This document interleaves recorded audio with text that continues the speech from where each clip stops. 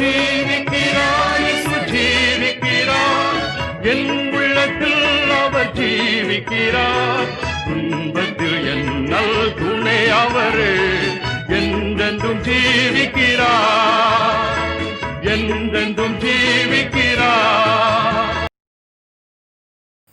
கிறிஸ்துவுக்குள் அன்பார்ந்த திருச்சை பிள்ளைகள் யாவருக்கும் இயேசு கிறிஸ்துவின் இணையற்ற நாமத்தினாலே நல் வாழ்த்துக்களை தெரிவித்துக் கொள்வதிலே பெருமகிழ்ச்சி அடைகிறேன். கர்த்தருடைய பெரிதான கிருபையினாலே இம்மட்டுமாக ஆண்டவர் நம்மை நிறைவாக ஆசீர்வதித்து வந்தார். இந்த ஞாயிற்றுக்கிழமையிலும் இறைவனுடைய பாதத்திலே அமர்ந்திருந்து பாடல் மூலமாக இறைவனுடைய நாமத்தை மகிமைப்படுத்தும்படியாக வேதவசங்களை தியானித்து பார்க்கும் வண்ணமாக இறைவனோடு கூட ஒன்றித்திருக்கின்ற அனுபவத்தை பெற்றுக்கொள்வதற்காக கடந்து வந்திருக்கின்றோம். நிச்சயமாக இந்த ஆராதனை நமக்கு ஆசீர்வாதமாக இருக்கும் என்பதிலே எந்த விதமான சந்தேகமில்லை.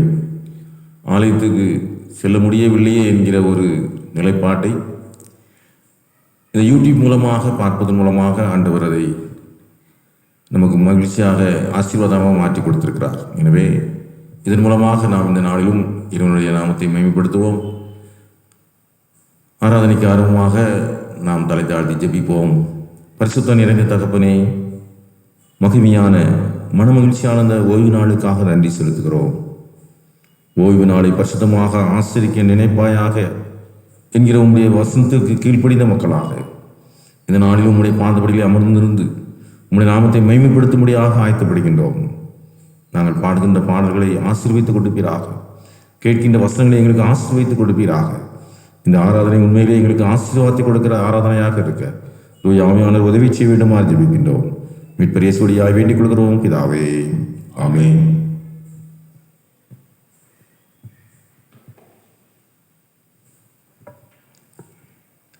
யாவரும் இணைந்து கரங்களை தட்டி கன்வென்ஷன் கீதம் 305வது பாடலை பாடுவோம். கன்வென்ஷன் கீதங்கள் 305வது பாடல். அநாதி தேவன் உன் அடைக்கலமே, அவர் நித்திய புயங்கள் உன் ஆதாரமே. கரங்களை தட்டி பாடலாம்.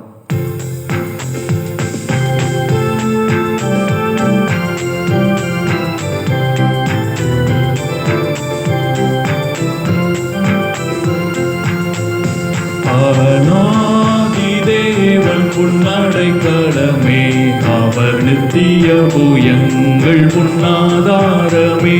அநாதி தேவன் உன் அடைக்கலமே, அவர் நித்திய புயங்கள் உன் ஆதாரமே. இந்த தேவன் என்றென்றும் உள்ள சதா காலமும் நமது தேவன், மரண பரியந்தம் நம்மை நடத்திடுவார். அநாதி தேவன் உன் அடைக்கலமே, அவர் நித்திய புயங்கள் உன் ஆதாரமே. காருண்யத்தாலே இழுத்து கொண்டார் தூய தேவன்பே, காருண்யத்தாலே இழுத்து கொண்டார் தூய தேவன்பே. இவனாந்தரத்தில் நயம் காட்டி உன்னை இனிதாய் வருந்தி அழைத்தார். இந்த தேவன் என்றென்றும் உள்ள சதா காலமும் நமது தேவன், மரண பரியந்தம் நம்மை நடத்திடுவார். அநாதி தேவன் உன் அடைக்கலமே, அவர் நித்திய புயங்கள் உன் ஆதாரமே. கானக பாதை காரிருளில் தூய தேவ மொழியே, கானக பாதை காரிருளில் தூய தேவ மொழியே. அழுகை நிறைந்த பள்ளத்தாக்குகளை அரும் நீரூற்றாய் மாற்றினாரே. இந்த தேவன் என்றென்றும் உள்ள சதா காலமும் நமது தேவன், மரண பரியந்தம் நம்மை நடத்திடுவார். அநாதி தேவன் உன் அடைக்கலமே, அவர் நித்திய புயங்கள் உன் ஆதாரமே. கிருபை கிருபை கூர்ந்து மனதுருகும் தூய தேவ அன்பே, கிருபை கூர்ந்து மனதுருகும் தூய தேவ அன்பே, உன் சமாதானத்தின் உடன்படிக்கைகளை உண்மையாய் கர்த்தர் காத்துக் கொள்வார். இந்த தேவன் என்றென்றுமுள்ள சதா காலமும் நமது தேவன், மரண பரியந்தம் நம்மை நடத்திடுவார். அநாதி தேவன் முன்னடைக்கலமே, அவர் நித்திய புயங்கள் முன்னாதாரமே. இப்போவி யாத்திரை கடந்திடுவாய் தூய தேவதயவாய், இப்போவி யாத்திரை கடந்திடுவாய் தூய தேவதயவாய். காடும் கானகத்தின் கர்த்தர் மார்பினிலே கிடைக்கும் இலை பாருதலே, இந்த தேவன் என்றென்றுமுள்ள சதா காலமும் நமது தேவன், மரண பரியந்தம் நம்மை நடத்திடுவார். அநாதி தேவன் முன்னடைக்கலமே, அவர் நித்திய புயங்கள் முன்னாதாரமே. வறண்ட வாழ்க்கை கழித்திடுமே தூய தேவ அருளார், வறண்ட வாழ்க்கை செழித்திடுமே தூய தேவ அருளார். நித்திய மகிழ்ச்சி தலை மேல் இருக்கும், சஞ்சலம் தவிப்பும் ஓடிப்போம். இந்த தேவன் என்றென்றுமுள்ள சதா காலமும் நமது தேவன், மரண பரியந்தம் நம்மை நடத்திடுவார். அநாதி தேவன் முன்னடைக்கலமே, அவர் நித்திய புயங்கள் முன்னாதாரமே. ஆனந்தம் பாடி திரும்பியே வா தூய தேவ பலத்தார்,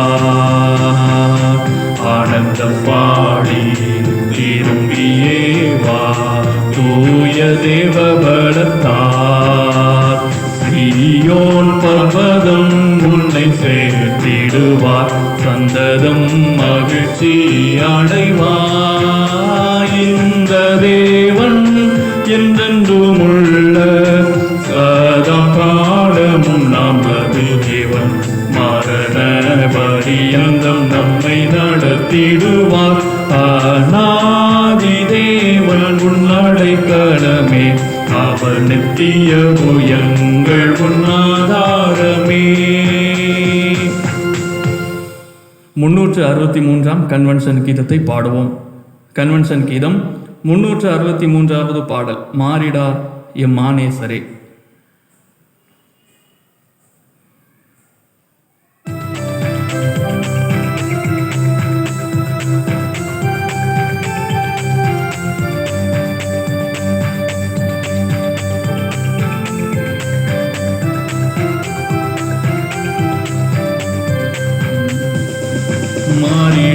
மாறிடாயமானேசரே, ஆமாறாதவர் அன்பன் நாடுமே. கல்வாரி சிலுவை மீதிலே காணுதே இம்மான்பிதே, இயேசுவின் மகான்பிதே. அதன் நாளும் அறியலாகுமோ, இதற்கின ஏதும் வேறில்லையே, ஏதும் பேரில்லையே. பாவியாக இருக்கையிலே அன்பாள் பாரில் உன்னை தேடி வந்தாரே, நீசன் என்றுன்னை தள்ளாமலே நேசனாக மாற்றிடவே. இயேசுவின் மகான்பிதே, அதன் நாளும் அறியலாகுமோ, இதற்கின ஏதும் வேறில்லையே, இன ஏதும் வேறில்லையே. உள்ளத்தாண்டவரை தள்ளினும் தம் உள்ளம் போல நேசித்ததினார் அல்லல் யாவும் அகன்றிடவே ஆதிதேவன் பலியானரே. இயேசுவின் மகா அன்பிதே அதன் ஆழம் அறியலாகுமோ, இதற்கின ஏதும் வேறில்லையே, இன ஏதும் வேறில்லையே.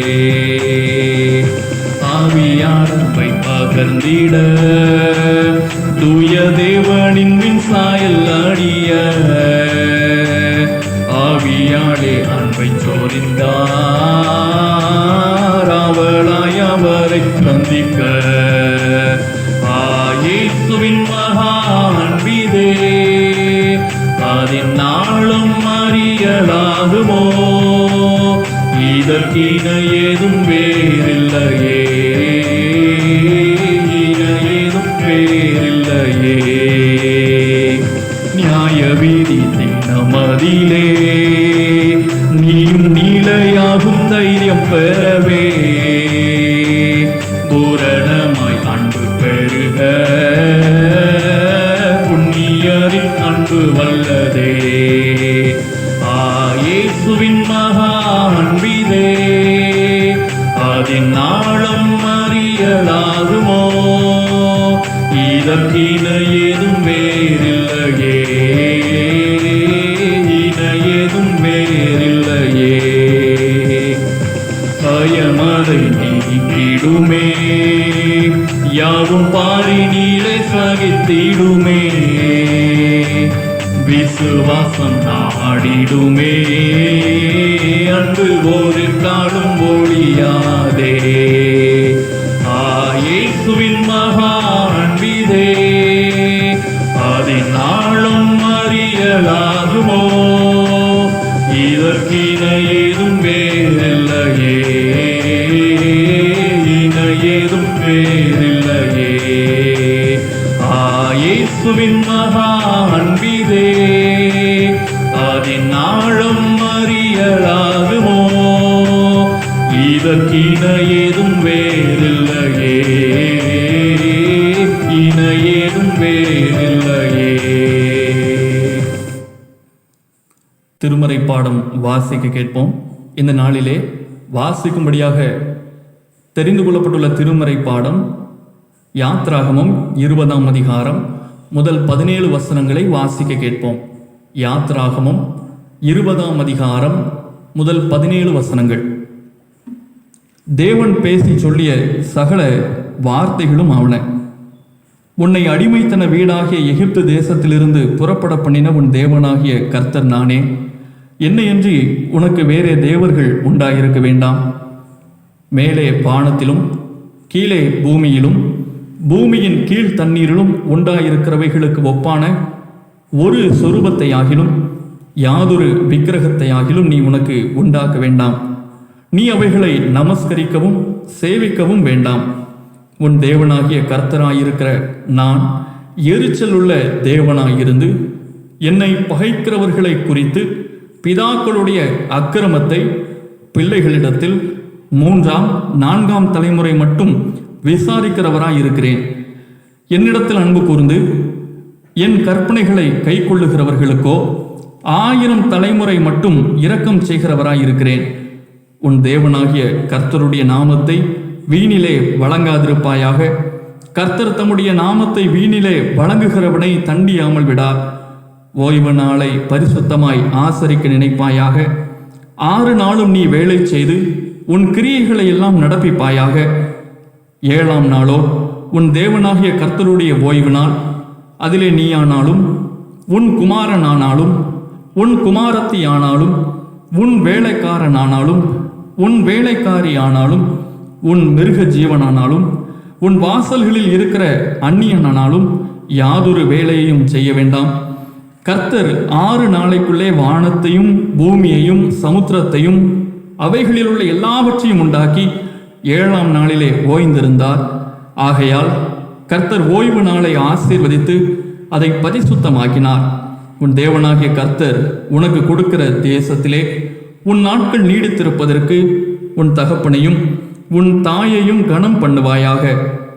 கொலை செய்யாதிருப்பாயாக, விபச்சாரம் செய்யாதிருப்பாயாக, களவு செய்யாதிருப்பாயாக, பிறனுக்கு விரோதமாக பொய் சாட்சி சொல்லாதிருப்பாயாக, பிறனுடைய வீட்டை இச்சியாதிருப்பாயாக, பிறனுடைய மனைவியையும் அவனுடைய வேலைக்காரனையும் அவனுடைய வேலைக்காரியையும் அவனுடைய எருதையும் அவனுடைய கழுதையையும் பின்னும் பிறனுக்குள்ள யாதொன்றையும் இச்சியாதிருப்பாயாக என்றார் என்பது இந்த நாளிலே வாசிக்கும்படியாக தெரிந்து கொள்ளப்பட்டுள்ள திருமறை பாடம் வாசித்து முடிந்தாயிற்று.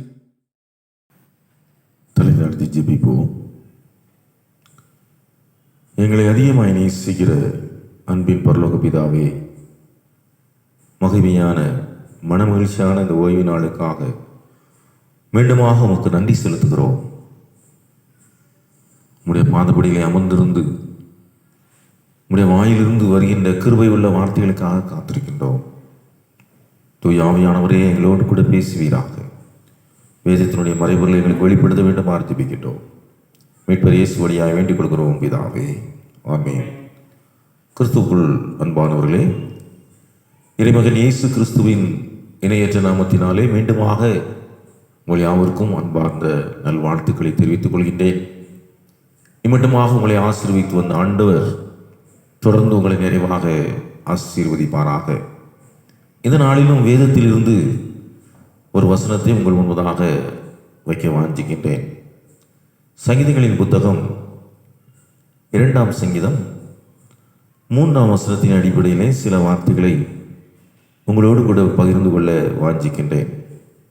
2ஆம் சங்கீதம் 3ஆம் வசனம், அவர்கள் கட்டுகளை அறுத்து அவர்கள் கயிறுகளை நம்மை விட்டு எரிந்து போடுவோம் என்கிறார்கள். கடந்த வாரத்திலும் 2ஆம் சங்கீதத்துடைய முன்பகுதியை மையமாக வைத்து நாம் இறை வார்த்தைகளை கேட்டோம். இந்த நாளிலும் இந்த வசனத்தின் அடிப்படையிலே சில வார்த்தைகளை நான் உங்களோடு கூட பகிர்ந்து கொள்ள விரும்புகின்றேன். அவர்கள் கட்டுகளை அறுத்து அவர்கள் கயிறுகளை நம்மை விட்டு எரிந்து போடுவோம் என்கிறார்கள்.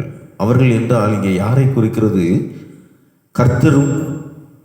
கர்த்தருக்கு விரோதமாகவும் அவர் அபிஷேகம் பண்ணப்பட்டதற்கு விரோதமாகவும் என்கிற 2 நிலைகளை குறிக்கிறது. கர்த்தரையும் குறிக்கிறது, அவரால் அபிஷேகம் பண்ணப்பட்ட அவரால் அனுப்பப்பட்ட ஊழியர்களை குறிக்கிறது. அவர்களுடைய கட்டுகளை எரிந்து போடுவோம் என்று சொல்லி அவர்கள் சொல்கின்றார்கள். கட்டு என்றால் என்ன? ஆதியிலே கடவுள் மனிதனை படைக்கின்ற போது அவனை எவ்விதமாக வாழ்ந்து போ என்று சொல்லி அவனை படைக்கவில்லை. அவனை சிறப்புக்குரியவனாக படைத்த ஆண்டவர் அவனுக்கு முழு உரிமையும் கொடுக்கப்படவில்லை. மாறாக இப்படித்தான் வாழ வேண்டும் என்கின்ற சில ஒழுங்குமுறைகளை ஆண்டவர் வகுத்து கொடுத்தார். ஆண்டவர் வானத்தையும் படைத்தார், பூமியை படைத்தார், 6வது நாளிலே மனிதனையும் படைத்தார். படைத்துவிட்டு அவனை ஏதேன் தோட்டத்திலே கொண்டு வைத்துவிட்டு அந்த தோட்டத்தை சுற்றி காட்டுறார். பார்த்துக்கோ, இதுல இருக்கிற அனைத்து கனிகளையும் நீ புசிக்கலாம் அப்படின்னு சொல்லிட்டு அவர் போயிடல. உன் விருப்பப்படி இருந்துக்கோன்னு சொல்லல. மாறாக எல்லா கனியும் நீ புசிக்கலாம், ஆனால் தோட்டத்திலே நடுவிலே இருக்கிற கனியை குறித்து எச்சரிக்கையாயிரு. அதை சாப்பிடும் நாளிலே சாகவே சாவாய் என்று சொல்லி ஒரு கட்டளை கொடுக்கப்படுகிறது. அதை சாப்பிட்டன்னா நீ அழிந்து போவ.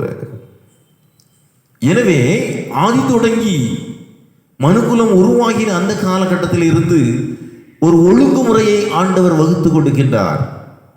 மாத்திரமல்ல, அவன் சும்மா இருக்கக்கூடாது, அவன் சோம்பேறியாக இருக்கக்கூடாது என்பதற்காக அவனை தோட்டத்தில் அவனை கொண்டு வைத்து அதை பண்படுத்தவும் பாதுகாக்கவும் வைத்தார் என்று சொல்லி வேதம் சொல்கிறது.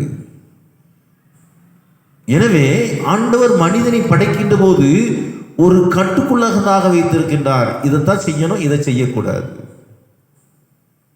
கட்டு என்று சொல்லுகின்ற போது ஒழுங்குபடுத்துதல் அல்லது சீர்படுத்துதல் அல்லது சட்டத்திட்டங்களுக்கு உட்படுத்துதல், நெறிப்படுத்துதல் என்று பலவிதமான பொருள் கொடுக்கலாம். ஒழுங்கற்று இருக்கின்ற நிலையிலிருந்து ஒழுங்குபடுத்துகின்ற நிலைக்கு கொண்டு வருவது கட்டுப்படுத்துதல். நம் வீடுகளில் அல்லது குடும்பத்தில் சொல்லுவாங்க, ஒரு வாலிபவன் படித்துவிட்டு வேலை பார்க்கின்றான், யாருக்கும் கட்டுப்பட மாட்டான். அப்போ பெரியவங்க சொல்லுவாங்க, இவனுக்கு ஒரு கால் கட்டு போட்டுட்டான்னா அவன் சரியாக வந்துடுவான்னு சொல்லுவாங்க. எதை குறிக்கிறது? கட்டுப்பாடு இல்லாமல் இருக்கின்ற வாழ்க்கை சிறப்பாக அமையாது. எனவே ஒரு கட்டோடு கூட இருக்கின்ற போது அவன் சிறப்புக்குரியவனாக இருக்கிறான் என்று சொல்லி சமுதாயத்திலே நாம் அத்தகைய நிலைப்பாடை வைத்திருக்கிறோம். இன்னுமாக கழுதையை பார்த்தீங்கன்னு சொன்னால் முன்னங்கால் ரெண்டையும் கட்டியிருப்பாங்க. எதற்காக என்று சொன்னால் அது தன்னுடைய இஷ்டத்துக்கு போயிடக்கூடாதுங்கிறக்காக வேண்டி அதை கட்டி வைத்திருப்பார்கள். அதே போன்று குதிரைக்கு லாடம் கட்டியிருப்பாங்க, அது இஷ்டத்துக்கு போக முடியாது. இப்படிப்பட்ட ஒரு ஒழுங்கிலே செல்ல வேண்டும் என்று சொல்லி, எனவே மனிதன் தொடங்கி விலங்குகள் வரை அனைவரும் இவ்விதமாக வாழ வேண்டும் என்று சொல்லி ஒரு கட்டுக்கோப்புக்குள்ளதாக வர வேண்டும் என்று சொல்லி இறைவன் விரும்புகின்றார். எனவேதான் தான் படைத்த மனிதனை எவ்விதமாகவும் வாழ்ந்து கொள் என்று சொல்லி விடாதபடிக்கு அவனுக்கு சில சட்டத்திட்டங்களை எல்லாம் கொடுக்கிறார். ஆனா மனிதனுடைய நிலைப்பாடு என்ன சொல்லி, ஆதி தொடங்கி இன்று வரைக்கும் சட்டத்திட்டங்களை தகர்த்தெறிந்து விடுவது வழக்கமாக கொண்டிருக்கின்றார்கள். அன்றைக்கு சங்கீத புத்தகத்தில் சொல்லப்பட்ட அதே செய்திதான். கட்டுகளை நம்மை விட்டு எரிந்து போடுவோம். என்ன விதமான கட்டுகள்? நம்முடைய பிள்ளைகள் எல்லாம் ரொம்ப ஞானம் உள்ளவர்கள். அந்த கட்டுக்கோப்புள்ளதாக இருப்பதற்கு அவர்கள் என்றுமே விரும்புவது கிடையாது. அழகான ஒரு சுவர் இருக்கும், அந்த சுவரில் அசுத்தம் செய்யாதீர்னு சொல்லி எழுதி வச்சிருப்பான். அந்த பகுதியிலே அசுத்தம் செய்யக்கூடாது என்பதற்கு அங்கே விளம்பரப்படுத்தி இருக்கின்றார்கள். நம்ம பிள்ளை போவான், அதில் உள்ள ஆவை அழிச்சிருவான். இப்போ வாசிங்க, சுத்தம் செய்யாது, அசுத்தம் செய்யக்கூடாது என்கிற ஒரு கட்டளை அங்கே கொடுக்கப்படுகிறது. அதை மீறுவது அதில் ஒரு ஆனந்தம். எனவே ஏதேன் தோட்டத்திலே தொடங்கின மீறுதல் தொடர்ச்சியாக இஸ்ரவேலுடைய வரலாற்றிலே தொடங்கி இயேசு கிறிஸ்துடைய காலத்தில் பயணித்து 2000 ஆண்டுகளாக இன்றைக்கும் சட்டத்திட்டங்களுக்கு மீறுவது வாடிக்கையாக கொண்டிருக்கின்ற ஒரு காரியமாக நாம் சிந்தித்துக் கொண்டிருக்கிறோம். அதைத்தான் அன்னைக்கு செஞ்சாங்க. அவர்களுடைய கட்டுகளை அவிழ்த்து எரிந்து போடுவோம் என்று சொன்னார்கள். என்னென்ன காரியங்கள் எல்லாம் என்பதை 3 காரியங்களிலே நான் சொல்ல வாஞ்சிக்கின்றேன். முதலாவதாக, சட்டத்திட்டங்கள் என்கிற கட்டை தூக்கி எறிந்து விடுவோம். இரண்டாவதாக, சடங்காச்சாரங்கள் என்கிற கட்டை தூக்கி எறிந்து விடுவோம். மூன்றாவதாக, சன்மார்க்கம் என்கிற கட்டை தூக்கி எறிந்து விடுவோம். முதல்ல சட்டத்திட்டங்கள். வாசிக்க கேட்ட வேத பகுதியில் ஆண்டவர் இஸ்ரவேல் மக்களுக்கு சீனாய் மலையிலே மோசே மூலமாக 10 கட்டளைகளை கொடுக்கின்றார். அதில் தொடர்ந்து நிறைய கட்டளைகள் கொடுக்கின்றார். சிறப்பாக இந்த 10 கட்டளைகளை ஆண்டவர் கொடுக்கின்றார். அந்த கட்டளையை நாம் அனுதினமாக வேதத்திலே நாம் வாசிக்கின்றோம். ஆலயத்திலே திருவிருந்து ஆராதனையிலே அது பிரத்யேகமாக வாசிக்கப்படுகிறது. அந்த கொடுக்கப்பட்டிருக்கிற கட்டளையுடைய சாராம்சம் என்ன, அதை நாம் அனுதினமாக நம்முடைய வாழ்க்கையிலே பின்பற்றி கொண்டிருக்கிறோமா என்கிற ஒரு கேள்வியை நாம் எழுப்பி அதற்கு விடை காண முற்படுவோம் என்று சொன்னால், தொடர்ச்சியாக அந்த கட்டளைகளை நாம் மீறி கொண்டிருக்கின்றோம். தொடர்ச்சியாக அந்த கட்டளைகளை நாம் தூக்கி தூர எறிந்து கொண்டிருக்கின்றோம். அதுதான் உண்மை. வேதம் தெளிவாக சொல்கிறது, உன் தேவனாகிய கர்த்தர் நானே, என்னையின்றி உனக்கு வேறே தேவர்கள் உண்டாயிருக்க வேண்டாம். மேலே வானத்திலும் கீழே பூமியிலும் பூமியின் கீழ் தண்ணீரிலும் யாதொரு சொரூபத்தையாகிலும் யாதொரு விக்கிரகத்திலும் நீ நமஸ்கரிக்கவும் சேவிக்கவும் வேண்டாம். ஆண்டவர் தெளிவாக கொடுத்த கட்டளை. ஆண்டவர் தெளிவாக கொடுத்த முதலாவது சிறப்பான கட்டளை. ஆனால் இஸ்ரவேல் மக்களுடைய வரலாற்றை நாம் புரட்டி பார்ப்போம் என்று சொன்னால், அதை இவர்கள் பின்பற்றினார்களா என்று சொன்னால் இல்லவே இல்லை.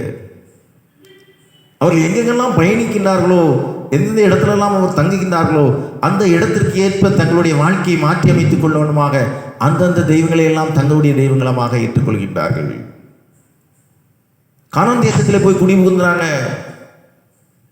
அங்கே அவர்கள் பாகால் தெய்வத்தை வழிபட்டு வருகின்றார்கள். செழிப்பின் கடவுள் என்று சொல்லி அன்றைய மக்கள் அதை அழைத்து கொண்டார்கள். அவ்வளவு பேரும் அங்கே வேண்டாம்.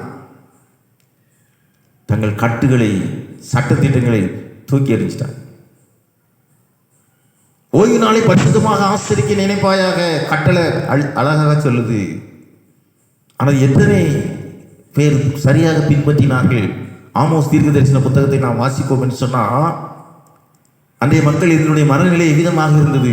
எப்பொழுது ஓய்வு நாள் முடியும், எப்பொழுது ஓய்வு நாள் முடியும் என்று சொல்லி அவர்கள் காத்து கொண்டு இருந்தார்களாம். அது ஒரு காலகட்டம்.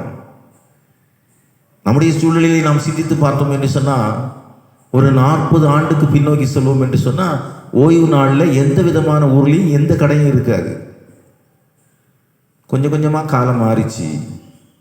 அப்படி ஏதாவது ஒரு கடை திறந்திருக்கும்னு சொன்னால் ஆஃபீஸர் சுற்றி வருவாங்க. ஏதாவது கடை திறந்துச்சுன்னா ஃபைன் போட்டு போயிடுவாங்க. அதுக்கு பயந்தே மூடி வச்சுருந்தாங்க. வேறு என்ன செய்வாங்கன்னா, ஒரே ஒரு டோரை மட்டும் திறந்து வச்சு வியாபாரம் பண்ணுவாங்க. யாராவது வரீங்கன்னா உடனே கதவை அடைச்சிருவாங்க. அது கொஞ்ச நாள் ஓடிச்சு. இப்போ ஓய்வு நாளே கிடையாது. முற்றிலுமாக ஓய்வு நாளிலே தங்களுடைய சொந்த வேலையை மாத்திரம்தான் இன்றைக்கு பார்த்து கொண்டிருக்கின்றார்கள். ஓய்வு நாளை பரிசுத்தமாக ஆசரிக்க நினை என்று சொல்லி வேதம் சொல்லுகிறது. தூக்கி எறிஞ்சாச்சு. தொடர்ந்து வேத புத்தகத்திலே என்னென்ன சட்டத்திட்டங்கள் நிறைய சொல்லப்பட்டிருக்கிறது. இன்றைக்கு உலகமெங்குமாக வியாபித்திருக்கின்ற எல்லா நாடுகளும் அங்கீகரித்து கொண்டிருக்கின்ற ஒரு சட்டம் என்ன? ஓரின சேர்க்கை. இறைவனுடைய படைப்பிலே ஆணும் பெண்ணுமாக படைத்த ஆண்டவர் அவர்களை திருமணத்தின் மூலமாக ஒன்றாக்கினார். இது சட்டம். ஆனால் இதை மீறுவோம், இதை தூக்கி எறிந்து விடுவோம் என்று சொல்லி எல்லா தேசத்தில் உள்ள தலைவர்களும் ஒன்று கூடி அதற்கு எதிராக சட்டத்தை போட்டு கொண்டிருக்கிறாங்க. ஆணும் பெண்ணு பண்ணி திருமணம் செய்து கொள்ளலாம், பெண்ணும் திருமணம் செய்து கொள்ளலாம். நம்மளை யார் கேட்கிறது? கொடுக்கப்பட்டிருக்கிற சட்டத்தை தூக்கி எறிவோம் என்று சொல்லி அவர்கள் பேசினாங்க. இன்னைக்கு நடந்துகிட்டு இருக்கு. அடுத்தபடியாக சொல்லுகின்ற போது, மிருகங்களோடு கூட உறவு வைத்துக் கொள்ளக்கூடாது என்பது வேதம் மிக தெளிவாக சொல்லி கொண்டிருக்கிறது. ஆனால் இன்றைக்கு பல தேசங்களில் அது சட்டமாகவே இருக்கு. அதில் தவறு இல்லை என்று சொல்லி நாம் எங்கே சென்று கொண்டு இருக்கின்றோம்? செய்தி என்ன என்று சொன்னால், சட்டங்களை மீறுவது, சட்டங்களை தூக்கி எறிவது இன்றைக்கு வாடிக்கையாகி கொண்டிருக்கிறதை நாம் பார்த்து கொண்டு இருக்கின்றோம். வேத புத்தகம் தொடர்ச்சியாக சொல்லிக்கொண்ட செய்தி, மதுபானம் எல்லா தீங்குக்கும் வேறாக அமையும். மதுபானத்தை குடிக்காத, அதனால என்னென்ன பிரச்சனைகள் எல்லாம் இருக்கு என்று சொல்லி ஆதி தொடங்கி நோவா காலம் முதல் அநேக செய்திகள் வேத புத்தகத்திலே சொல்லப்பட்டு கொண்டிருக்கிறது. ஆனால் இன்னைக்கு நிலைமை என்ன? இன்னைக்கு வாட்ஸ்அப்பில் வந்த செய்தி, மது வேண்டும் என்று சொல்லி ஒரு பெரிய கூட்டம் போராடி கொண்டிருக்கிறது. எல்லாம் இந்த கொரோனா வைரஸ் காலத்தில் எல்லா கடைகளும் மூடி இருக்குது, ஆலயங்கள் மூடி இருக்கிறது, மதுக்கடை மாத்திரம் திறந்திருக்கிறது. அது எதை வெளிப்படுத்துகிறது? கட்டுகளை அரித்து விடுவோம், தூக்கி எறிஞ்சிடும். சட்டத்திட்டங்கள்லாம் நம்மளுக்கு வேண்டாம். எப்படி வாழாலும் வாழலாம், கண்டதை காட்சி கொண்டதை கோலம் என்று சொல்லி எப்படியும் வாழலாம் என்று சொல்லி வைத்திருக்கின்ற சட்டத்திட்டங்களை எல்லாம் தூக்கி தூர இருக்கின்ற ஒரு நிலை. அதைத்தான் அன்னைக்கு அவர்கள் சொல்கின்றார்கள். அவர்கள் கட்டுகளை அரித்து அவர்கள் கயிறுகளை நம்மை விட்டு எறிந்து போடுவோம். கயிறு என்பது கட்டி வைப்பது, சட்டத்திட்டம் வந்து நம்மை கட்டி வைப்பது. இதை தூக்கி எறிவோம். எரிஞ்சாச்சு. ஞாயிற்றுக்கிழமை ஒரு நாள் தான் எங்களுக்கு லீவு, அன்றைக்கு ஒரு நாள் தான் எங்களுக்கு எல்லா வேலையும் செய்ய வேண்டியிருக்கு என்று சொல்லி அநேக கிறிஸ்தவர்கள் சொல்லுவார்கள். எனவே ஆலயத்துக்கு வரமாட்டாங்க, தங்கள் வீட்டில் இருந்து எல்லா வேலையும் செஞ்சுட்டு இருந்தாங்க. இன்னைக்கு கோயிலே அடைச்சிட்டாங்க. சட்டத்திட்டத்தை மீறுவோம் என்று மீறினதனுடைய விளைவோ என்னவோ ஆண்டவர் ஒட்டுமொத்தமாக ஆலயத்தை அடைத்து போட்டு விட்டார். அவருடைய கட்டுகளை அறுத்து எறிவோம் என்று சொல்லி சங்கீதக்காரன் சொன்ன செய்தி இன்றைய நாட்களிலே நிறைவேறி கொண்டிருப்பதை நாம் பார்க்கின்றோம். அடுத்தபடியாக இஸ்ரவேல் மக்களுக்கு ஆண்டவர் சொன்ன செய்தி, நீங்கள் எந்த சூழ்நிலையிலும் பிற மக்களோடு கூட திருமண சம்பந்தம் வைத்துக் கொள்ளக்கூடாது என்று சொல்லி தெளிவான கட்டளை கொடுத்தார். இஸ்ரேல் மக்கள் வனாந்தரத்தில் பயணித்துக் கொண்டிருக்கின்ற வேளையில அவர்கள் மீதியான மக்களோடு கூட தொடர்பு வைத்துக் கொள்கின்றார்கள். அவருடைய தெய்வங்களை தங்களுடைய தெய்வமாக ஏற்றுக்கொண்டார்கள். பெண் கொடுக்கவும் பெண் எடுக்கவுமாக அவருடைய வாழ்க்கை அமைகிறது. அதனுடைய விளைவு என்ன என்று சொல்கின்ற போது இஸ்ரவேல் மக்கள் தங்களுடைய பரிசுத்தத்தை முற்றிலுமாக தொலைத்து போட்டார்கள்.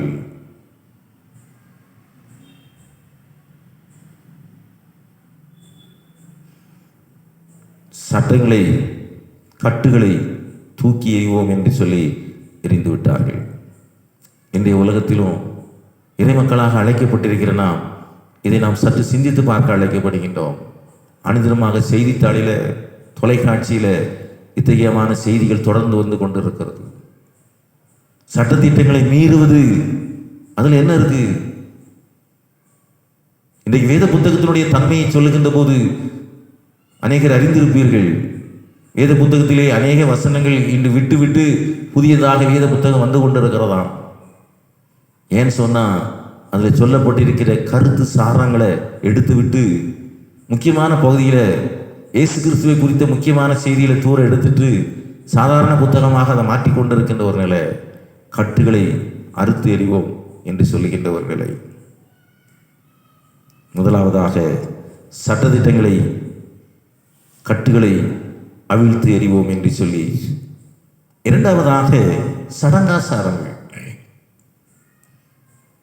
இறைவன் எப்பொழுது மனித குலத்தை தொடங்கினாரோ அன்று காலகட்டம் முதல் மனிதன் கூட்டாக வாழ அழைக்கப்பட்டான். அவ்விதமாக கூட்டாக வாழ்கின்ற போது, குடும்பமாக அவன் இணைகின்ற போது தங்களுக்கு ஏற்ற பலவிதமான சடங்குகளை அவன் ஏற்படுத்தி கொண்டான். ஆண்டவர் ஆபிரகாமை தெரிந்தெடுக்கின்றார். உன்னை ஆசீர்வதிக்கிறேன் என்று சொல்லி அவனை ஆசீர்வதிக்கின்றார். ஆண்டவர் அவனுக்கு ஒரு கட்டளை கொடுக்கிறாரு. உன்னுடைய சந்ததியிலே பிறக்கின்ற அனைத்து ஆண் பிள்ளைகளும் விருத்த சேதனம் பண்ணப்பட வேண்டும். இது அந்த குடும்பத்திலே அந்த சமுதாயத்தினுடைய ஒழுங்கு சடங்கு. அதனுடைய தொடர்ச்சியாக தான் இயேசு இந்த குலத்திலே மனிதனாக பிறகின்ற போது அந்த ஒழுங்குக்கு உட்பட்டு அவர் விருத்த சேதனம் பண்ணப்பட்டப்படுகின்றார். அதனைத் தொடர்ந்து 40 நாள் கழித்து ஒரு பெண் குழந்தை பிறந்தது என்று சொன்னால், அது ஒரு ஆண் குழந்தை பிறந்ததுனால் தாய்மார் இத்தனை நாளைக்கு கோயிலுக்கு வரக்கூடாது. சட்டம் சொல்லுது, வேத புத்தகம் சொல்லுது. அதன் அடிப்படையிலே 40வது நாள் இயேசு ஆலயத்திற்கு கொண்டு போகப்படுகின்றார். நியாயப்பிரமாணத்தை நிறைவேற்றும் வண்ணமாக புறாக்களை வாங்கி அவர் படைக்கிறார், பலி செலுத்துகின்றார். சடங்குகளை ஆண்டவர் நிறைவு செய்கின்றார். தொடர்ச்சியாக ஆண்டவர் 30வது வயதிலே ஞானஸ்தானம் பெறுகின்றார். தொடர்ந்து அவருடைய வாழ்க்கையை நாம் புரட்டி பார்க்கின்ற போது அவர் அரேமிக் மொழி பேசுகிறாரு. தன்னை யூதன் என்று சொல்லி அவர் எப்பொழுதும் அவ்வப்போது காட்டிக்கொள்வார். ஒரு யூதனுடைய உடையை அவர் அணிந்து கொண்டிருந்தார். அவர் அடக்கம் செய்யப்படுகின்ற அந்த நிலையிலும் யூத சமயத்தினுடைய அடிப்படையிலே அவர் அடக்கம் செய்யப்படுகின்றார். இப்படி ஒரு யூதனாக இயேசு கிறிஸ்து இந்த உலகத்திலே வாழ்ந்தார். யூத சமயத்தினுடைய அடிப்படையிலே காணப்பட்ட அனைத்து சடங்காரத்தையும் அவர் செய்தார்கள். அதே போன்று இன்றைய காலகட்டங்களில் நாம் சிந்தித்து பார்த்தோம் என்று சொன்னால், ஒவ்வொரு திருச்சபையிலும் சில ஒழுங்குமுறைகள் சட்டத்திட்டங்கள் வைக்கப்பட்டிருக்கிறது. தென்னிந்திய திருச்சபை என்று சொல்லி வருகின்ற போது அது என்னென்ன விதமான நிலையில் இருக்க வேண்டும் என்று சொல்லி சட்ட தொகுப்புகள் ஏற்றப்பட்டு அதன் அடிப்படையிலே திருச்சபை இயங்கிக் கொண்டிருக்கிறது. சட்டங்கள், திட்டங்கள், தொகுப்புகள் இல்லை என்று சொன்னால் அது ஒரு அமைப்பாக இருக்க முடியாது. எனவே நம்முடைய முன்னோர்கள் திருச்சபையினுடைய ஒழுங்கிற்காக பல கூட்டங்களை நியமித்து பல சட்டத்திட்டங்களை எல்லாம் தொகுத்து இவ்விதமாக இருக்க வேண்டும் என்று சொல்லி 1947 ஆண்டு செப்டம்பர் மாதம் 27ஆம் தேதி துவங்கப்படுகிறது. அதனுடைய அமைப்பின் அடிப்படையில் தான் திருச்சபை இயங்கிக் கொண்டிருக்கிறது. எனவே ஞானஸ்தானம் கொடுக்க வேண்டும் சிறு பிள்ளைகளுக்கு. தொடர்ந்து அவர்கள் வளர்ந்து வருகின்ற போது அந்த பிள்ளைகளுக்கு வேதத்தினுடைய தன்மைகளை எல்லாம் கற்றுக் கொடுத்து அவர்கள் தங்களுடைய சொந்த மொழியிலே அதை ஏற்றுக்கொள்ள வேண்டும், திடப்படுத்தல் பட வேண்டும். அவர்கள் ஒழுங்காக திருவிருந்து ஆராதனையிலே கலந்து கொள்ள வேண்டும். திருமண காரியங்களிலே இன்னென்ன விதமாக இருக்க வேண்டும் என்று எல்லா விதமான காரியங்களும் சொல்லப்பட்டிருக்கிறது. எந்த ஒரு சூழ்நிலையிலும் விவாகரத்து ஏற்றுக்கொள்ளப்படாது கிறிஸ்தவ சமயத்தின் அடிப்படையில். ஆனால் இந்திய சமுதாயத்தினுடைய அமைப்பை நாம் சற்று சிந்தித்து பார்க்கின்ற போது இவையெல்லாம் தூக்கி எறியப்பட்டு விட்டன என்று சொன்னால் அது மிக இல்லை. ஐயா நம்ம பிள்ளைக்கு கல்யாணம் வைக்கணும், ஐயா ஞானஸ்தானம் எடுத்திருக்கிறதா, திடப்படுத்துதல் இருக்கிறா, திருச்சபையில் இருக்கா, அதெல்லாம் பிறகு பார்த்துக்கலாம். ஐயா சட்டத்திட்டங்களை தூக்கி எறிவோம். திருவிருந்து ஆராதனைக்கு நாம் எவ்விதமாக செல்ல வேண்டும்? ஒரு 30 ஆண்டுக்கு பின்னோக்கி நாம் செல்வோம் என்று சொன்னால் முந்தின நாளே உபதேசியார்கிட்ட பெயர் கொடுக்கணும். திருவிருந்து ஆராதனையிலே தங்கள் சேர வேண்டும் என்பதற்காக அவர்கள் தங்களை வருத்தி கொண்டு தங்களை தூய்மைப்படுத்தி கொண்டு ஆயத்தமாக இருப்பாங்க. யார் யாரெல்லாம் பேர் கொடுத்துருக்கிறாங்களோ அவங்க தான் திருவிருந்தில் கலந்து கொள்வார்கள். பக்தி வினயத்தோடு கூட இறைவனை ஆராதிப்பார்கள். இன்னைக்கு திருவிருந்து கலந்து கொள்கின்ற மக்களை சொல்ல தேவையில்லை. பின்னால் இருந்து ஒரு அக்கா புறப்பட்டு வருவாங்க. வரும்போதே முன்னால் இருக்கிற அக்காவை நீனும் வா சேர்ந்து வா என்று சொல்லி கூட்டிகிட்டு வருது. நாம் வீடுகளில் திருச்சபையில் பார்க்கிறோம். எதற்காக சொல்கிறேன் என்று சொன்னால் யாரையும் குறை சொல்வது என்னுடைய நோக்கம் அல்ல. நாம் சட்டத்திட்டங்களுக்கு உட்பட்டவர்களாக இருக்க வேண்டும் என்று சொல்லி வேதம் நமக்கு கற்றுக் கொடுக்கிறது. ஆனால் அவற்றையெல்லாம் நாம் தூக்கி தூர எறிவதிலே எந்த விதமான சங்கடமும் நமக்கு கிடையாது. இயேசு இந்த உலகத்திலே மனிதனாக வாழ்ந்தார். இப்படித்தான் வாழ வேண்டும் என்று சொல்லி ஒரு நெறிமுறையை நமக்கு கற்றுக் கொடுத்திருக்கிறார். அதன் அடிப்படையில் நாம் இன்றைக்கு திருச்சபையினுடைய உறுப்பினர்களாக ஆராய்ச்சி கொண்டிருக்கிறோம் என்று சொன்னால் நம்முடைய திருச்சபையினுடைய ஒழுங்குமுறைகளுக்கு நாம் உட்பட்டு செயல்பட அழைக்கப்பட்டு இருக்கிறோம். அதையெல்லாம் தூக்கி எறிந்து விடுவோம் என்று அன்றைக்கு சங்கீதக்காரன் சொன்னது போல இன்றைய ஒரு காலகட்டத்திலும் அது அவ்விதமாக இருப்பதை நாம் பார்க்கலாம். எத்தனை விவாகரத்து மிக எளிதாக நடைபெற்று கொண்டிருக்கிறது. தேசம் அங்கீகரித்து விடுகிறது. ஆனால் திருச்சபை இறைவனுடைய பார்வையிலே தேவன் இணைத்ததை மனுஷன் எவனும் பிரிக்காதிருக்க கடவுள் என்று சொல்லி ஆலயத்திலே சொல்லப்படுகிறது. அவர்கள் இணைக்கப்படுகின்றார்கள். ஆனால் இன்றைய திருச்சபையிலே காணப்படுகின்ற காட்சிகள் என்ன? மிக எளிதாக சட்டத்திட்டங்களை தூக்கி எறிந்து விடுகின்ற ஒரு நிலையை நாம் பார்த்து கொண்டிருக்கின்றோம். அன்றைக்கு அவர்கள் ராஜாக்கள் ஏகமாக எழும்பினாங்க. கர்த்தர் அபிஷேகம் பண்ணப்பட்டவருக்கு எதிராக எழும்பினாங்க, ஆண்டவருக்கு எதிராக எழும்பினாங்க. நம்முடைய கட்டுகளை அவர்கள் நியமித்திருக்கிற கட்டுகளை எரிந்து போடுவோம் என்றார்கள். இன்றைக்கு அது நடந்து கொண்டிருக்கிறது. மூன்றாவதாக சன்மார்க்கத்தை தூக்கிடுது. சன்மார்க்கம் என்கிற கட்டை தூக்கி எரிச்சிட்டாங்க. உலகத்தில் இருக்கின்ற மக்களை 2 வகையாக நாம் பிரிக்கலாம். ஒன்று துன்மார்க்கர்கள். சங்கீத புத்தகம் 1வது சங்கீதத்திலே நாம் வாசித்தோம். துன்மார்க்கர்கள் யார், அவர்களுடைய நிலைப்பாடு என்ன எல்லாம் சொல்லுங்க. இரண்டாவதாக சன்மார்க்கமாக வாழ்கின்றவர்கள், அதற்கு நேர் எதிராக இருக்கிறவர்கள், துன்மார்க்கருக்கு நேர் எதிராக இருக்கிறவர்கள். இவர்கள் எவ்விதமாக இருக்கணும்? வேதம் சொல்கின்றது அடிப்படையில் சொல்கின்ற போது யோபுவின் புத்தகத்தை நாம் திருப்பிக் கொள்வோம் என்று சொன்னால் ஆண்டவர் யோபுவை குறித்து இவ்விதமாக சாட்சி பகர்கின்றார். யோபுவின் புத்தகம் 1ஆம் அதிகாரம் 1ஆம் வசனம் இவ்விதமாக சொல்லுது. ஊத் தேசத்திலே யோபு என்னும் பெயர் கொண்ட ஒரு மனுஷன் இருந்தான். அந்த மனுஷன் உத்தமனும் சன்மார்க்கனும் தேவனுக்கு பயந்து பொல்லாப்புக்கு விலகுவனுமாய் இருந்தான் என்று சொல்கிறது. சன்மார்க்கன் யார் என்று சொல்கின்ற போது தேவனுக்கு பயப்படுகின்ற ஒரு மனிதன், பொல்லாப்புக்கு விலகுகிற ஒரு மனிதன், வேத வசனத்துடைய அடிப்படையிலே தன்னுடைய வாழ்க்கையை அமைத்துக் கொள்கின்ற ஒரு மனிதன். இவனைத்தான் நம்ம சன்மார்க்கர்கள் என்று சொல்லி அழைக்கின்றோம். அதை நம்முடைய பாஷையில் சொல்ல வேண்டும் சொன்னால், கடவுளுக்கு பயப்படுகின்றவர்கள் தான். கடவுளுக்கு பயப்படுகின்றவர்கள் பொல்லாப்பு செய்கின்ற நிலையிலிருந்து தங்களை விடுவித்துக் கொள்கின்றவர்கள், அதாவது தீமை செய்யாதவர்கள். மூன்றாவதாக வேத வசனத்தின்படி நடக்கின்றவர்கள். இவர்கள் தான் சன்மார்க்கர்கள் என்று சொல்லி நாம் வேதத்தில் வாசிக்கின்றோம். உண்மையான கிறிஸ்தவர்கள் யார் என்று சொல்கின்ற ஒரு கேள்வி எழுப்பினா, இந்த 3 காரியங்கள் அவங்கள்ட்ட இருந்தால் தான் அவங்க கிறிஸ்தவர்களாக இருப்பதற்கு முழு தகுதி பெற்றவர்களாக இருக்கிறார்கள் என்று சொல்லலாம். தேவனுக்கு பயப்படாதவர்கள் அவர்கள் கிறிஸ்தவர்களாக இருக்க முடியாது. தொடர்ந்து பொல்லாப்பு செய்து கொண்டிருக்கின்றவர்கள் கிறிஸ்தவர்களாக இருக்க முடியாது. தொடர்ந்து வேத வசனத்தை புறக்கணிக்கின்ற மக்கள், வேத வசனத்தில் சொல்லப்பட்ட வார்த்தைகளுக்கு கீழ்ப்படிய மறுக்கின்ற மக்கள் கிறிஸ்தவர்களாக இருக்க முடியாது. ஆனால் இன்றைக்கு நடப்பு என்ன, இன்றைய தன்மை என்ன என்று சொல்கின்ற போது ஆலயத்துக்கு வருகின்ற நம்முடைய நிலையை சற்று சிந்தித்து பார்ப்போம். ஒரு காலத்தில் குருவானவர்கள் குறையா இருப்பாங்க, அதிகமான சபையில பார்ப்பாங்க. ஒரு சபைக்கு உள்ள ஆராதனைக்கு போகின்ற போது ஆலயம் முழுவதுமாக நிரம்பி இருப்பாங்க ஆட்கள். ஆலயத்திலே அதிகமான முழுமையாக கூட்டம் இருக்கும், இருக்க இடம் இருக்காது. இறைவனை பாடி துதித்து கொண்டு இருப்பார்கள். குருவானவர் சென்று ஆராதனை நடத்துவார்.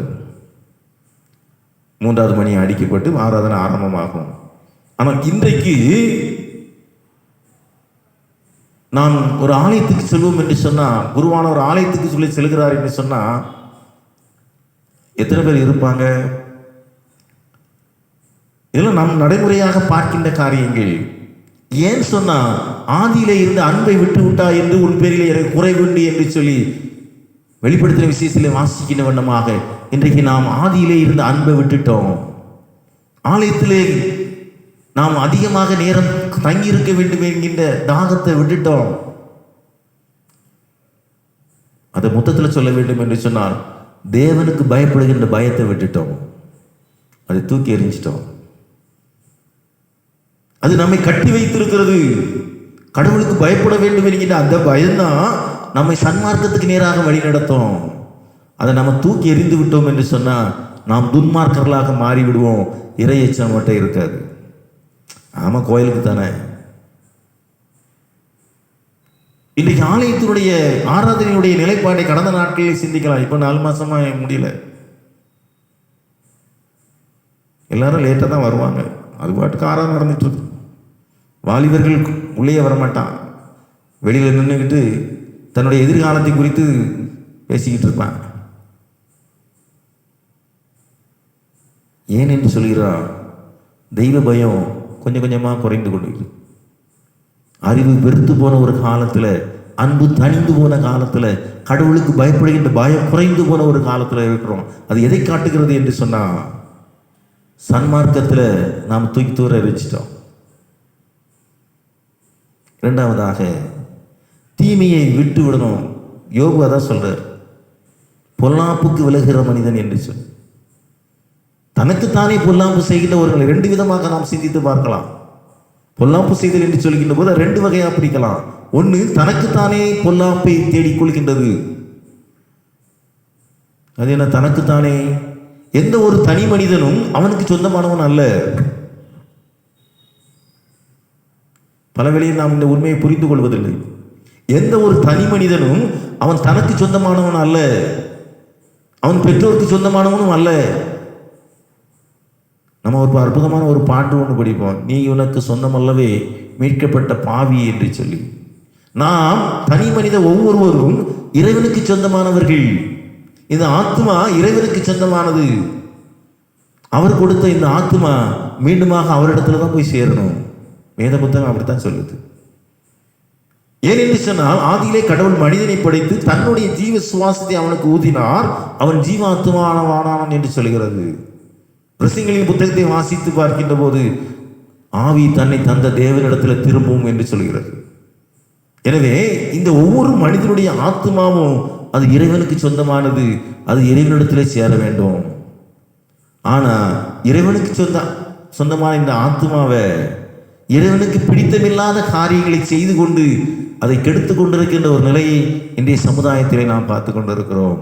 தன்னைத்தானே காயப்படுத்திக் கொள்கின்ற நிலை, தனக்குத்தானே கேடு விளைவித்துக் கொள்கின்ற ஒரு நிலை. காரணம் என்ன என்று சொன்னால், சன்மார்க்கத்தை தூக்கி தூர எறிஞ்சாச்சு. சன்மார்க்கம் என்கிற கட்டை தூக்கி தூர எறிஞ்சாச்சு. இரண்டாவதாக, பிறருக்கு கேடு செய்வது. தனக்கு ஒரு மனிதன் கேடு செய்கிறான் என்று சொன்னால் அவன் தன்னிலையில் நிற்க மாட்டான், தன்னை சுற்றி இருக்கின்ற அனைத்து மக்களையும் கெடுவான். நீங்கள் பள்ளிக்கூடத்தில் பார்க்கலாம், எல்லா பிள்ளைகளும் ஒன்று போல இருக்காது. சில மாணவர்கள் ரொம்ப சேட்டை பண்ணுவான், ரொம்ப சேட்டை பண்ணுவான். தான் மட்டும் சேட்டை பண்ண மாட்டான், தன்னை சுற்றி ஒரு வட்டத்தை வைத்துக் கொள்வான். தான் கெட்டது மாத்திரமல்ல, தன்னை சுற்றி இருக்கிறவர்களையும் கெட வைத்து விடுவான். துன்மார்க்குடைய நிலை என்ன என்று சொன்னால், தானும் கெட்டு தன்னை சுற்றி இருக்கின்ற ஒரு கூட்டத்தையும் கெட வைத்து விடுவான். காரணம் என்னன்னு சொன்னால், அவனுக்கு சன்மார்க்கத்தை குறித்த கவலை கிடையாது, அதை தூக்கி எரிஞ்சிருவோன்னு சொல்லிடுச்சு. தனக்கும் தன்னை சுற்றி இருக்கின்ற மக்களுக்கும் கேடு விளைவிக்கின்ற மனிதனாக இருப்பது. மூன்றாவதாக, வேத வசனம் அவனுக்குள்ளே இருக்கணும். முந்தைய காலத்தில் படிப்பறிவு இல்லாத காலத்தில் இருந்தார்கள். எல்லா ஆலயங்களிலும் காலையில் 5 மணிக்கு பாட்டு போடுவாங்க. உபதேசியார் ஆராதனை நடத்துவார், திரளான மக்கள் இருப்பாங்க. ஆலயத்துக்கு வராத வெளியில் இருக்கிற பனை ஏறி கொண்டிருக்கின்றவர்கள் மற்றும் பல தொழில் செய்து கொண்டிருக்கிறவர்கள் இந்த வசனங்களை கேட்பாங்க. படிப்பறிவு இருக்காது, ஆனால் ஆலயத்திலிருந்து புறப்பட்ட அந்த வசனங்களை தங்களுடைய இருதயத்திலே வைத்துக் கொள்வார்கள். அந்த வசனங்கள் அவர்களுக்கு வாழ்வு கொடுக்கும், அந்த வசனங்கள் அவர்களை மனிதனாக மாற்றும், அந்த வசனங்கள் அவர்களை சன்மார்க்கர்களாக மாற்றும். இந்த வசனத்தை நான் கேட்டேன், அது எனக்கு பயனுள்ளதாக இருந்தது, நான் ஆண்டவரை ஏற்றுக்கொண்டேன். எத்தனையோ சாட்சிகள். ஆனால் இன்னைக்கு ஆலயத்தில் வந்து உட்கார்ந்துருக்கிறோம், டிவியில் செய்தி பார்க்கிறோம், தொடர்ச்சியாக ஆசீர்வாதமான டிவி, ஏஞ்சல் டிவி, எல்லா டிவியும் வீட்டுக்குள்ளே வந்துடுச்சு. ஆனால் நம்முடைய வாழ்க்கையில் எத்தனை பேர் மனமாற்றம் அடைந்திருக்கிறோம்? அவருடைய கட்டுகளை நம்ம விட்டு எரிந்து போடுவோம் என்று சொல்லி அன்றைக்கு அவர்கள் சொன்ன மாதிரி இன்னைக்கு தொடர்ச்சியாக வேத வசனங்கள் வார்த்தைகள் எல்லாம் வந்து கொண்டிருந்தாலும் எல்லாம் ஏற்றழிவிலே இருக்கிறது, ஒன்றும் மனதுக்குள்ளே போகலை. இவ்விதமாக இன்றைய மனுக்குலம் சட்டத்திட்டங்களை தூக்கி எறிந்து விட்டார்கள், சடங்காச்சாரங்களை தூக்கி எறிந்து விட்டார்கள், சன்மார்க்கத்தை தூக்கி எறிஞ்சிட்டாங்க. எப்படி வேணாலும் வாழுவோம்.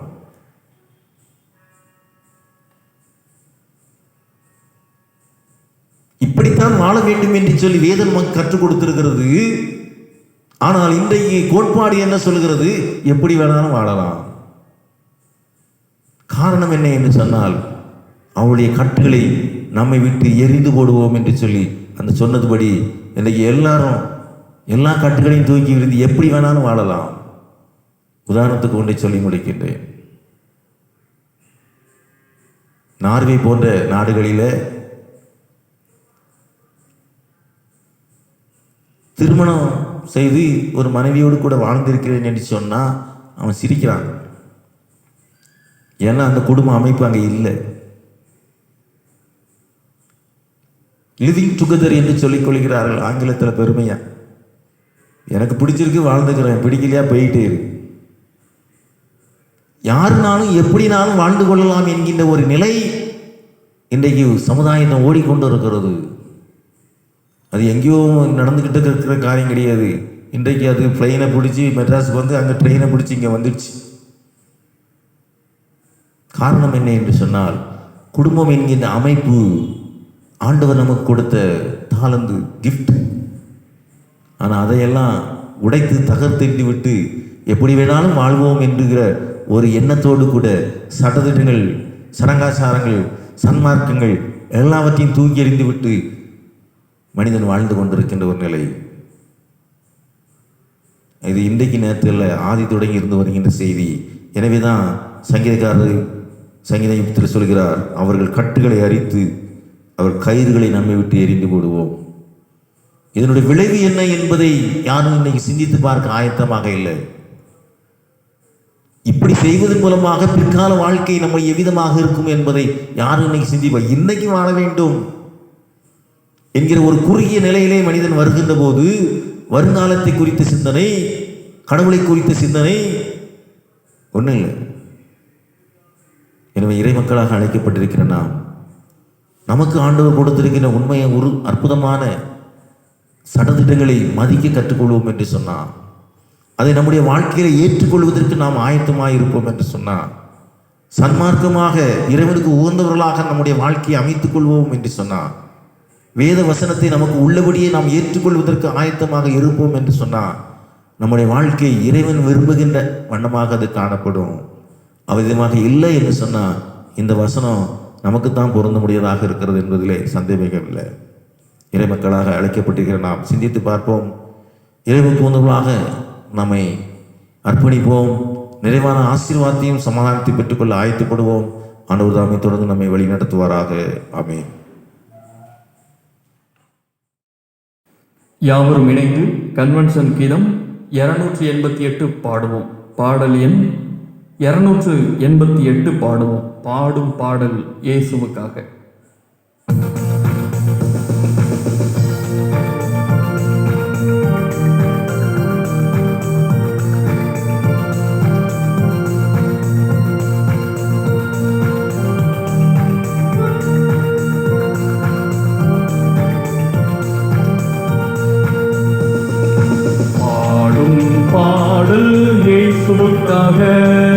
பாடுவேன் நான் எந்த நாளுமே என் ராஜா வண்ணரோஜா பள்ளத்தாக்கின் அவரே.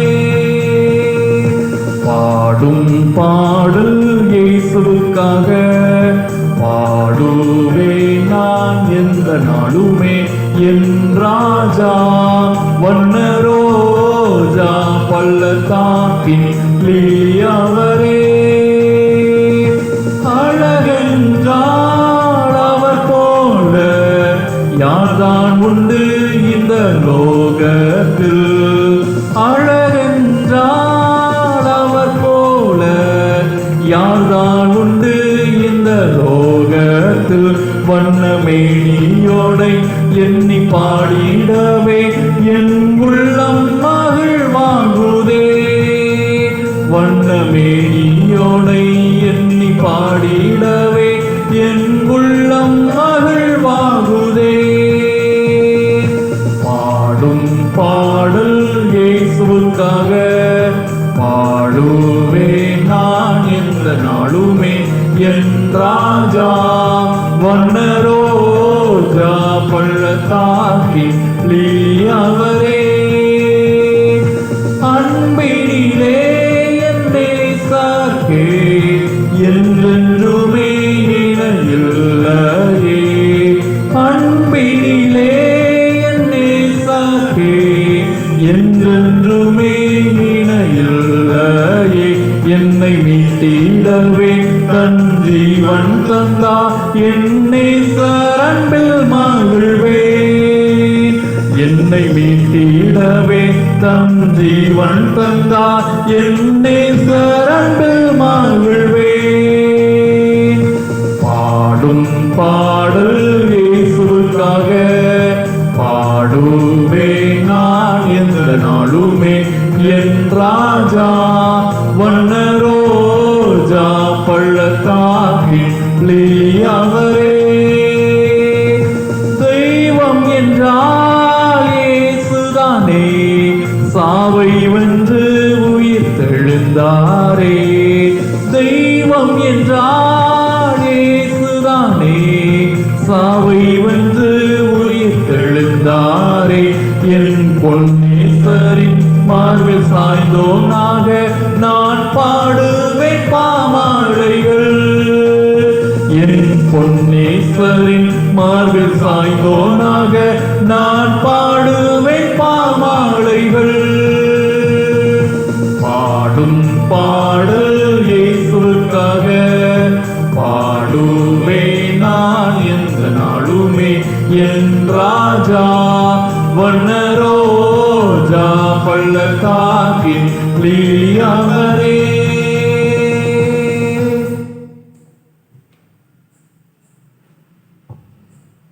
ஜெபம் செய்வோம். பரிசுத்த நிறைந்த தகப்பனே, மகிமையான மனமகிழ்ச்சியான இந்த நாளுக்காக நன்றி செலுத்துகிறோம். கர்த்தரிடத்தில் ஒன்றை கேட்டேன், அதையே நாடுவேன், என் ஜீவனுள்ள நாளெல்லாம் கர்த்தருடைய ஆலயத்தில் தங்கியிருப்பதே நாடுவேன் என்று சொல்லி தாவீது அரசர் சொன்னது போல இந்த மகிமையான ஓய்வு நாளிலும் உம்முடைய பாதப்படியிலே அமர்ந்திருந்து உம்முடைய நாமத்தை பாடுகிற மூலமாக மகிமைப்படுத்த தந்த கிருபைக்காக நன்றி செலுத்துகிறோம். வேத வசன நீதிகளை கற்றுக் கொடுத்ததற்காக நன்றி செலுத்துகிறோம். ஒரு கூட்ட மக்கள் கட்டுகளை அரித்து எரிந்து விடுவோம் என்று சொல்லி தங்களுடைய உள்ளத்திலே சிந்திக்கின்றார்கள். அதை செயல்படுத்தவும் எத்தனித்துக் கொண்டிருக்கின்றார்கள். ஆதி தொடங்கி உம்முடைய வேதத்திற்கு எதிராக தொடர்ந்து மனுக்குலம் செயல்பட்டு கொண்டிருப்பதை நாங்கள் அறிகின்றோம். சட்டத்திட்டங்களுக்கு எதிராக, சடங்குகளுக்கு எதிராக, சன்மார்க்கத்திற்கு எதிராக அவற்றையெல்லாம் தூக்கி எறிந்துவிட்ட ஒரு சூழ்நிலையிலே மனுக்குலம் ஓடிக்கொண்டிருப்பதை நாங்கள் உணர்கின்றோம். உம்மை கனப்படுத்துவதற்கு பதிலாக கனஈனப்படுத்திக் கொண்டிருப்பதை நாங்கள் உணர்கின்றோம். அது நிமித்தமாக கொலை நோய்கள், சமாதானமின்மை, நிலநடுக்கங்கள், பலவிதமான பிரச்சனைகளை உலகம் எதிர்நோக்கி கொண்டிருப்பதை உணர்கின்றோம். தகப்பனே, எங்கள் தவறுக்கு நாங்கள் வருந்துகின்றோம். உம்முடைய அன்பிலே மீண்டுமாக நீர் எங்களை இணைத்துக் கொள்ள வேண்டுமாறு ஜெபிக்கின்றோம். நாங்கள் சன்மார்க்கராக யோபுவை போன்று காணப்பட, அந்தவரே நீர் எவ்விதமாக இந்த உலகத்திலே ஒரு யூதராக சடங்குகளுக்கு உட்பட்டு செயலாற்றினோம், அதே போன்று நாங்கள் வாழ்ந்து கொண்டிருக்கிற வாழ்க்கை சூழலே திருச்சபையுடைய சட்டத்திட்டங்களுக்கு உட்பட்ட மக்களாக காணப்பட தூய ஆவியான நீர் உதவி செய்ய வேண்டுமாறு ஜெபிக்கின்றோம். அதே போன்று உங்களுடைய வேத வசனத்திலே நீர் எங்களுக்கு என்னென்ன சட்டங்களை கற்றுக் கொடுத்திருக்கிறோம் அவற்றையெல்லாம் எங்களுக்கு சொந்தமாக்கி கொள்ள அதன்படி நாங்கள் நடந்து உங்களுடைய நாமத்தை மகிமைப்படுத்த நீர் நாமே கிருபை செய்வீராக. வேதத்திற்கு எதிர்த்து நிற்கிற மக்களாக, துன்மார்க்கர்களாக நாங்கள் காணப்படாதபடிக்கு உங்களுடைய தூதர்களை கொண்டு நீர் எங்களை பாதுகாத்துக் கொள்வீராக. அன்புக்குரிய திருச்சபை பிள்ளைகளுக்காக ஜெபிக்கின்றோம். இந்த நாளிலும் யூடியூப் மூலமாக உங்களுடைய வார்த்தைகளை கேட்டுக்கொண்டிருக்கிற அன்புக்குரிய ஒவ்வொரு பிள்ளைகளுக்காக ஜெபிக்கின்றோம். ஒவ்வொருவரையும் ஆசீர்வதித்து வழி நடத்துவீராக. ஒவ்வொரு குடும்பங்களையும் பேர் பேராக சந்திப்பீராக. கர்த்தர் இந்த நாளை எங்களுக்கு மனமகிழ்ச்சி நாளாக மாற்றி கொடுத்தார் என்று சொல்லி சாட்சி பகிர தூய ஆவியானவர் நீர் உதவி செய்ய வேண்டும் ஜெபிக்கின்றோம். தகப்பனே, அன்புக்குரிய எங்களுடைய தேசத்திற்காக ஜெபிக்கின்றோம். அகில உலகத்திற்காக உங்களுடைய சமூகத்திலே வருகின்றோம். கொரோனா வைரஸ் நிமித்தமாக பாதிக்கப்பட்டு தவித்துக் கொண்டிருக்கின்ற அன்புக்குரிய பிள்ளைகளுக்காக ஜெபிக்கின்றோம். திகையாதே, கலங்காதே, நான் உன் தேவன், நான் உன்னை விட்டு விலகுவதும் இல்லை, உன்னை கைவிடுவதும் இல்லை, என் நீதி வலக்கரத்தினாலே உன்னை தாங்குவேன் என்று சொன்ன தகப்பன் பலவீனமாக சுகவீனமாக இருக்கின்ற ஒவ்வொரு பிள்ளைகளையும் பலப்படுத்துவீராக. உன்னுடைய ஆணி வாய்ந்த கரம் ஒவ்வொரு பிள்ளைகளையும் தொட வேண்டுமாறு ஜெபிக்கின்றோம். தங்களுக்கு அருமையான பிள்ளைகளை இழக்க கொடுத்து வேதனையோடு கூட கண்கலங்கி இருக்கின்ற அருமையான பிள்ளைகளை தேற்றுவீராக, பலப்படுத்துவீராக. நாங்கள் எப்பொழுதும் உடைய அன்புக்கு நேராக வழிநடத்தப்பட, உடைய சத்தியத்துக்கு நேராக வழிநடத்தப்பட அத்தகைய மனப்பக்குவத்தை நீர் எங்களுக்கு தருவீராக. வேதனை உண்டாக்கும் வழி என்னிடத்தில் உண்டோ என்று பார்த்து நித்திய வழியிலே என்னை நடத்தும் என்று சொல்லி சங்கீதக்காரன் ஜெபித்த வண்ணமாக நித்தியமான வழியிலே நீர் எங்களை நடத்துவீராக. மன மகிழ்ச்சியின் பாதையிலே எங்களை வழி நடத்துவீராக. சமாதானத்தின் பாதையிலே எங்களை வழி நடத்துவீராக. தொடர்ந்து வருகின்ற நாட்களும் எங்களுக்கு ஆசீர்வாதமாக நாட்களாக இருக்கிறீர் தாமே கிருபை செய்யும். துதி கனமகிமை உமக்கு செலுத்துகிறோம். மீட்பரேசுடைய ஆய் வேண்டிக் கொள்கிறோம் பிதாவே. நம்முடைய கர்த்தராகிய இயேசு கிறிஸ்துவினுடைய கிருபையும் பிதாவாகிய தேவனுடைய அன்பும் பரிசுத்த ஆவியானவரின் அந்யோன்ய ஐக்கியமும் நம்மளுடைய கூட இப்போதைக்கும் இருப்பதாக. ஆமென். நிறைவு கீதமாக யாவரும் இணைந்து கன்வென்ஷன் கீதம் 554 பாடுவோம். கன்வென்ஷன் கீதங்களில் 554வது பாடலை பாடுவோம். பூவின் நற்கந்தம் வீசும் சோலையாயினும்.